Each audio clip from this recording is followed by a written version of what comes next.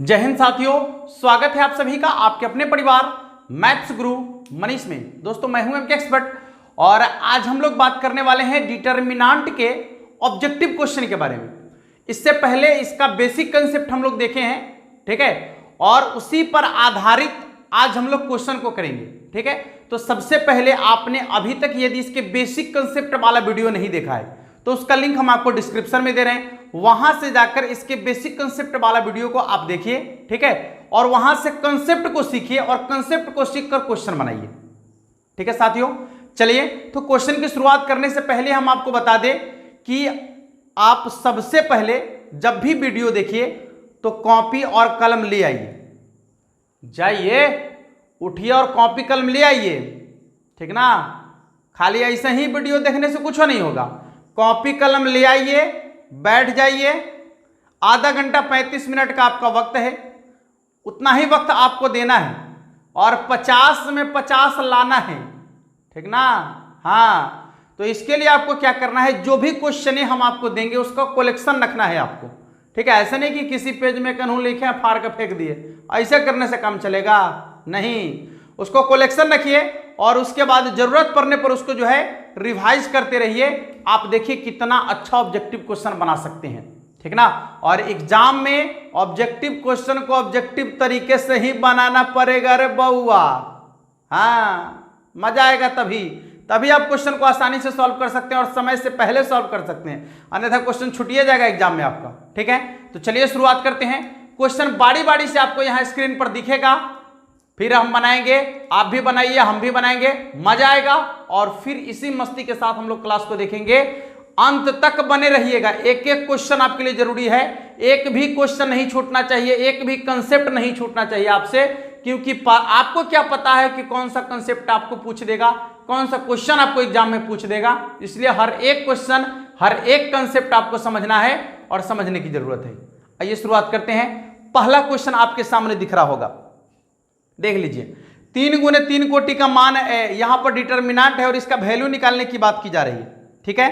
3 गुने 3 कोटि का डिटर्मिनेंट है और इसका वैल्यू निकालने की बात की जा रही है, तो बता दीजिए कि इसका वैल्यू कितना के बराबर होगा। बताइए, दिए गए प्रश्न में जो आपको दिख रहा है इसका वैल्यू कितना के बराबर होगा, इस डिटर्मिनेंट का मान कितना के बराबर होगा। जबकि डिटर्मिनेंट आपका है क्या, देखिएगा यहां पर लिख रहे हैं, ठीक है। आप लोग भी बनाइए, क्वेश्चन को अपने से बनाने का प्रयास कीजिए।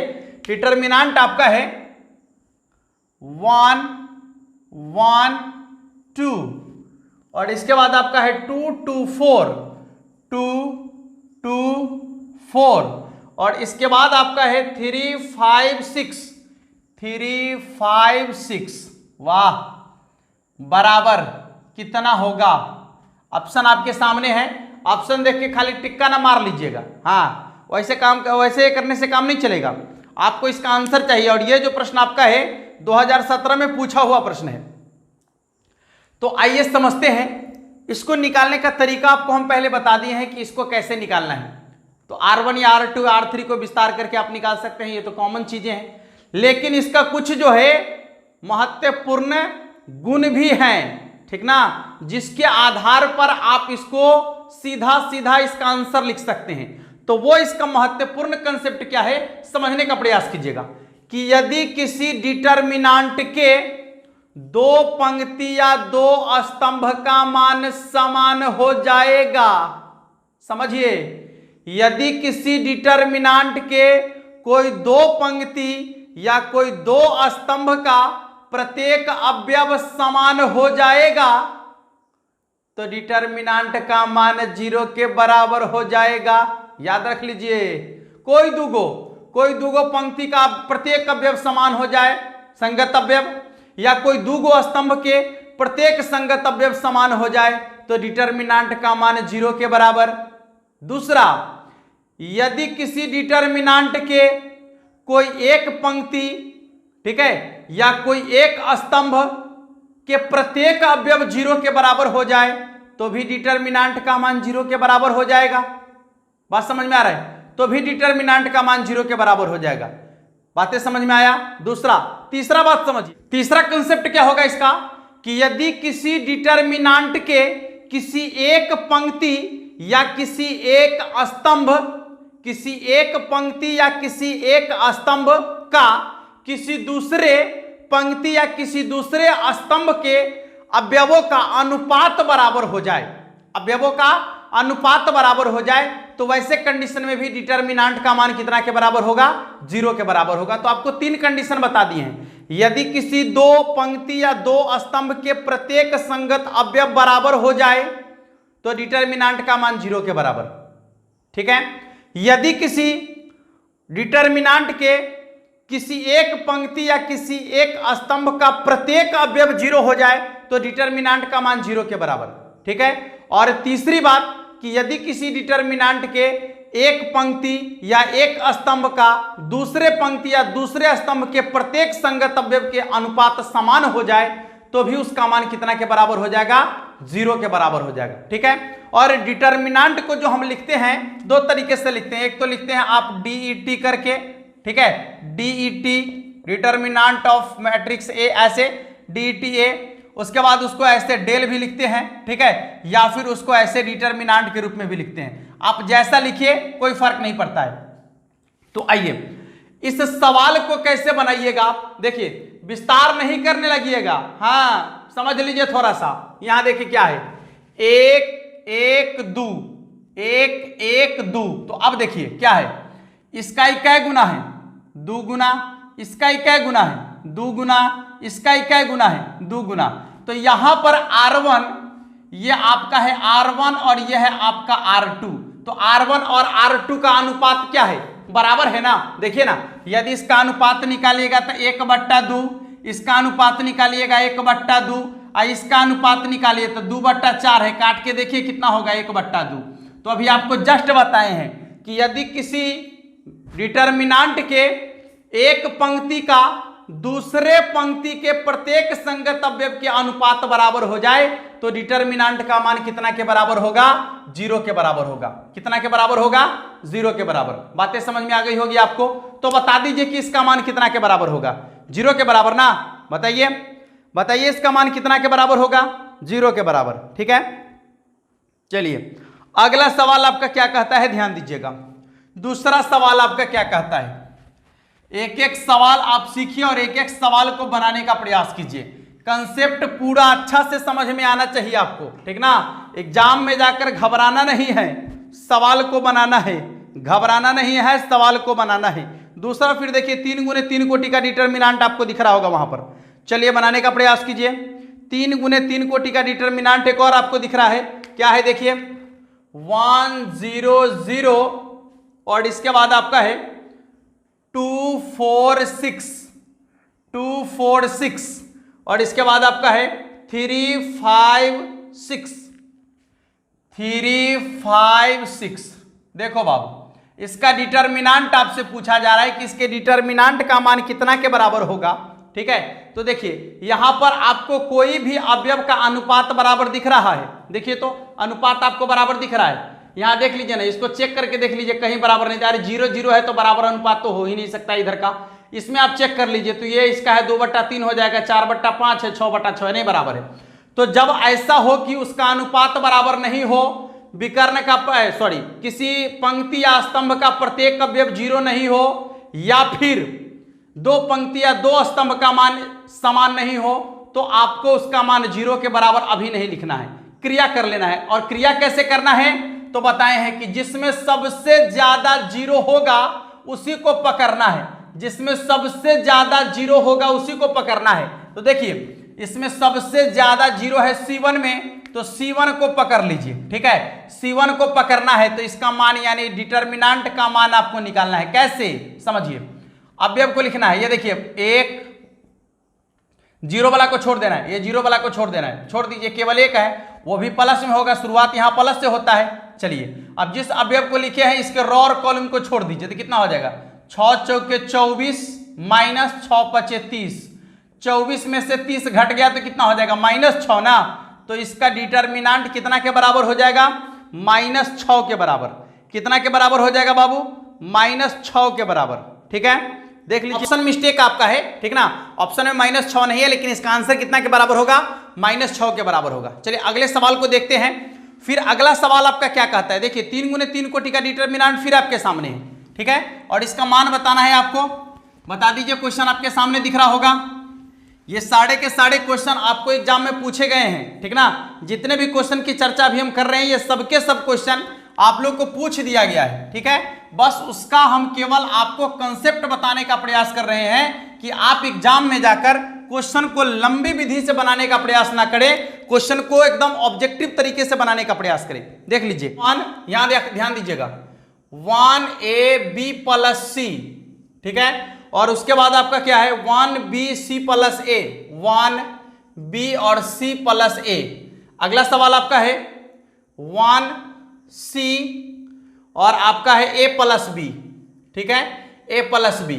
ध्यान दीजिएगा, अब पूछ रहा है कि इसका डिटर्मिनेंट कितना के बराबर होगा, ठीक है। इसका डिटर्मिनेंट का मान क्या होगा आपको बताना है कि इसके डिटर्मिनेंट का मान क्या होगा। आइए थोड़ा सा समझने का प्रयास करें, ठीक है।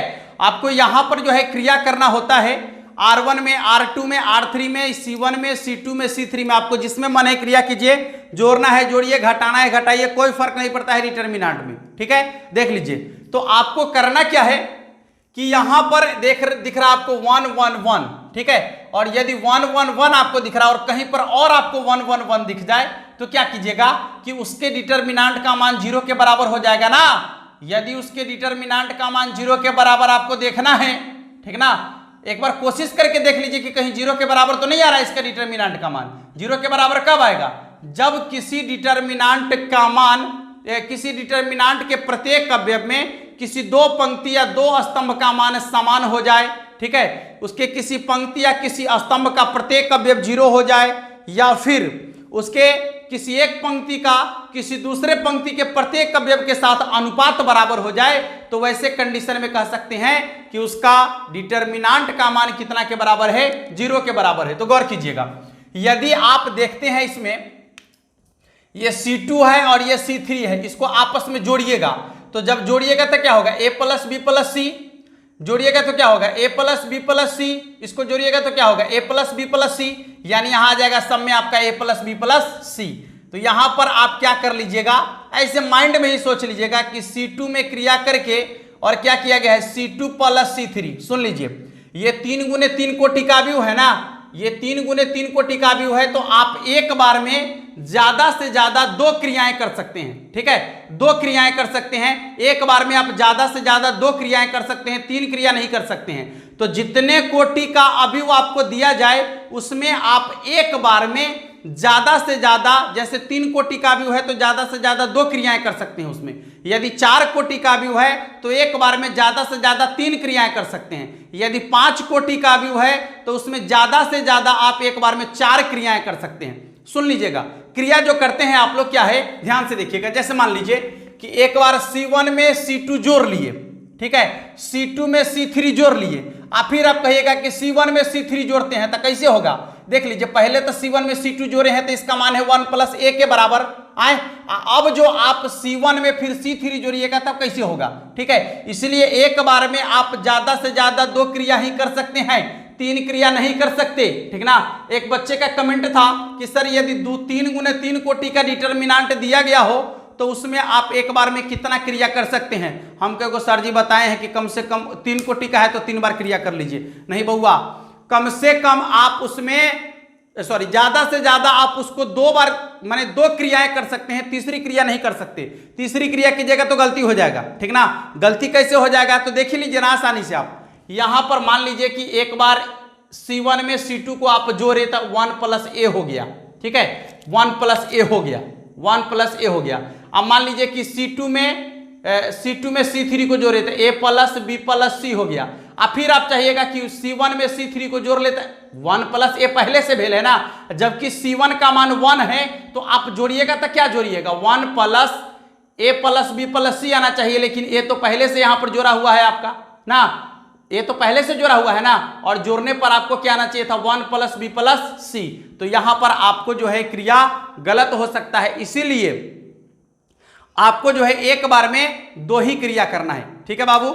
चलिए तो आगे बढ़ते हैं अब कि यहां जैसे ही आप देखिए कि C2 में C3 हम जोड़े तो क्या हो गया, a + b + c ना, तो ये हो जाएगा आपका पहला तो 1 1 1 और ये आपका हो गया a plus B plus C, a plus B plus, देखिए तो ये आपका a plus B plus C, इधर क्या बच जाएगा आपका b plus C, c plus a और a प्लस b। ठीक है, यदि यहां से आप C1 से सॉरी C2 से a प्लस बी प्लस सी को बाहर कर लेते हैं, तो जैसे ही a प्लस बी प्लस सी को बाहर करेंगे तो 1 1 1, इसका भी क्या हो जाएगा 1 1 1, और a प्लस बी प्लस सी पूरा बाहर हो गया तो क्या बचेगा 1 1 1, और यहाँ हो जाएगा आपका b plus C, c plus a और फिर a प्लस बी। बता दीजिए कि यहाँ पर इसका C1 और C2 का मान आपस में क्या है, बराबर है। तो जब किसी डिटर्मिनांट में किसी दो पंक्ति या किसी दो स्तंभ के प्रत्येक संगत अवयव समान हो जाए तो उस डिटर्मिनांट का मान कितना के बराबर होगा, 0 के बराबर। तो जब इसका मान 0 के बराबर हो गया तो 0 को इससे गुना करेंगे तो क्या फर्क पड़ेगा, इसका मान भी 0 के बराबर हो जाएगा ना। हाँ, तो इसका मान भी किसके बराबर हो जाएगा, 0 के बराबर। इतना क्रिया आपको नहीं करना है, क्रिया आप यहीं से देख सकते हैं कि देखिए a प्लस बी प्लस सी जैसे ही आपको जोड़ने से आ गया तो आप अपने दिमाग में लगाइए कि a प्लस बी प्लस सी को बाहर निकाल देंगे तो 1 1 1 यहाँ भी है, यहाँ भी 1 1 1 आ जाएगा, तो इसका मान 0 के बराबर हो जाएगा। आज 0 से यदि उसको गुना करेंगे तो वो भी आपका क्या हो जाएगा, 0 के बराबर हो जाएगा। ठीक है, चलिए तो इसका आंसर हो जाएगा आपका 0। अगले सवाल की ओर बढ़ते हैं कि अगला सवाल आपका क्या कहता है। देखिए सवाल आपके सामने दिख रहा होगा, बस सवाल को देखिए और आंसर बनाने का प्रयास कीजिए। सवाल आपके सामने दिख रहा होगा, देखिए सवाल है आपका 1 2 3 2 4 6 1 1 2।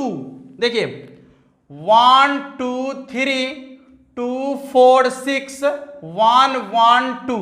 ठीक है, ये आपको 2016 में पूछा गया क्वेश्चन है। ठीक है, ये क्वेश्चन आपको 2016 में पूछा गया है, तो बता दीजिए इसका आंसर क्या होगा, बता दीजिए इसका आंसर क्या होगा, जल्दी से बता दीजिए इसका आंसर। देखो रे बाबू 1 2 3, देखिए दुगुना है, ये भी इसका दुगुना है और ये भी इसका दुगुना है, क्या हो गया यहां पर R1 और R2 का अनुपात समान है ना।